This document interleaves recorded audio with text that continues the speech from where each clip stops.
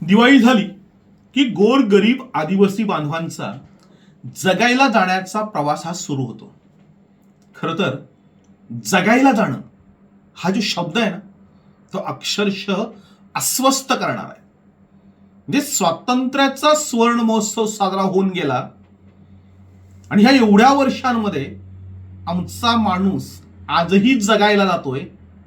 ही जी वेदना आहे ना, ही वेदना सर्वांनाच अस्वस्थ करणारी आहे. म्हणजे मुंबईपासून हाकेच्या अंतरावर असणाऱ्या पालघर जिल्ह्यामध्ये आजही जगायला जावं लागतं. जगण्यासाठी संघर्ष करावा लागतो. कुपोषणाने आमची बालकं मरू नयेत म्हणून आजही सरकार दरबारी टाहो फोडावा लागतो. यासारखी शोकांतिका दुसरी कुठली असूच शकत नाही. आणि म्हणून दिवाळी झाल्यानंतर रस्त्या रस्त्यावरून जाणारे तांडे, गाव सोडणारी माणसं, जे घरदार बंद करून कच्च्या बच्चांना बरोबर घेऊन दूरवर जाऊन जगण्याचा संघर्ष करणारी ही माणसं बघितली की आम्ही नक्की कोणत्या युगामध्ये राहतोय हा प्रश्न पडतोय. खरं तर 1991-92चं बालमृत्यूकांड वावर वांगणीमध्ये झालं आणि त्यानंतर शासनाने मोठ्या प्रमाणावर योजना राबवायला सुरुवात केली. हे सगळे चाललेलं आहे. याच्यामध्ये शासनाची फार मोठी चूक आहे अशातला भाग नाही आहे. म्हणजे शासनाने सर्वतोपरी प्रयत्न केलेले आहेत. अब्जावधी रुपये विविध योजनांवर खर्च केलेले आहेत. म्हणजे वावर वांगणीचं बालमृत्यूकांड ते आत्तापर्यंतचा, म्हणजे आजच्या दिवसापर्यंतचा जगण्याचा संघर्ष, याच्यामध्ये जो काही शासनाने निधी दिला तो खरोखरच आदिवासी बांधवांपर्यंत पोहोचला असता, तो खऱ्या अर्थाने ज्या योजना राबवल्या असत्या, तर आजही आदिवासी बांधवांच्या घरावर सोन्याची कौलं, चांदीच्या भिंती आणि हिऱ्या माणक्यांची दारं ही त्यांच्या घराला बसली असती. एवढ्या मोठ्या प्रमाणावर निधी शासनाने दिला गेला. मात्र या निधीचा प्रत्यक्ष उपयोग हा या आदिवासी बांधवांना झाला नाही. हा निधी भ्रष्ट अधिकाऱ्यांनी, लुटारू ठेकेदारांनी आणि स्वार्थी राजकारण्यांनी लुटला. जे पालघर जिल्ह्याचं भयान वास्तव काय आहे, तर एकीकडे खायला अन्न नाही आणि दुसरीकडे डोळे दिपवणारी संपत्ती.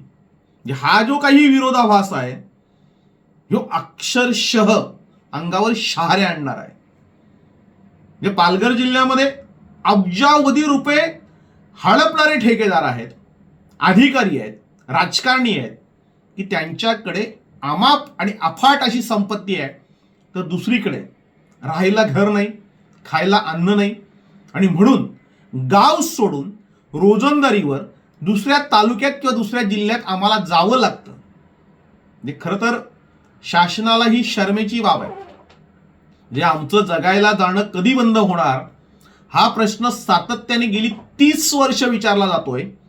या 30 वर्षामध्ये मोठ्या प्रमाणावर योजना राबवल्या गेल्या आणि प्रत्येक योजनांमध्ये भ्रष्टाचार झाला. म्हणजे आता पुन्हा एकदा जगायला जाण्याचा प्रश्न ऐरणीवर आल्यानंतर यावर उपाय काय, की स्थलांतर कसं रोखायचं, हा प्रश्न जेव्हा विचारला गेला तेव्हा आम्ही त्यावर एक ठामपणे उत्तर दिलं की या प्रश्नावर एकच उत्तर आहे, तो म्हणजे पालघर जिल्ह्यामधला भ्रष्टाचार हा बंद झाला पाहिजे.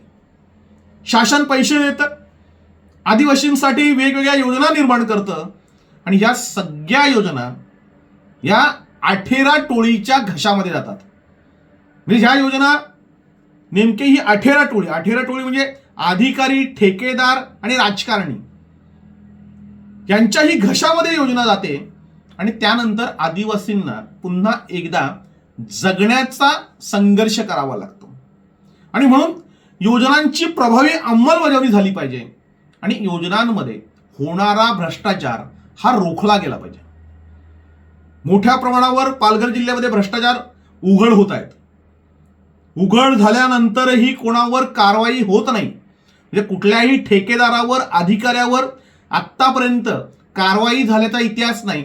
आणि म्हणून आलेली योजना ही आपल्यासाठीच आहे हा हेतू मनात ठेवून ही आठेरा टोळी ती लुटते आणि पुन्हा आदिवासी आहे तिथेच राहतो. म्हणजे खरं तर वाडा, जव्हार, मोखाडा, डहाणू, पालघर, तलासरी, विक्रमगड या तालुक्यांमधली जी काही आत्ताची परिस्थिती ती भयावह अशी आहे. म्हणजे रस्ते नाहीत, पाणी नाही, रोजगार नाही, सगळ्याच समस्या ठाण मांडून बसलेल्या आहेत.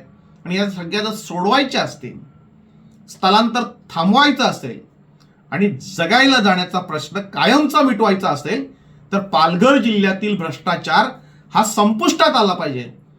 शासनाने त्यासाठी कठोर अंमलबजावणी केली पाहिजे.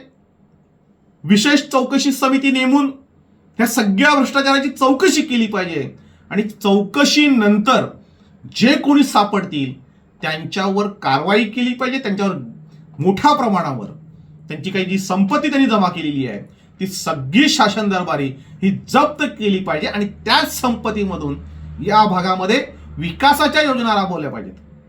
जे विकास झाल्याशिवाय स्थलांतर थांबणार नाही. आणि म्हणून जगायला जाणं हे जसं आमच्यासाठी लाजिरवाणं आहे, कुपोषणाने बालकं मारणं हेही अत्यंत लज्जास्पद आहे.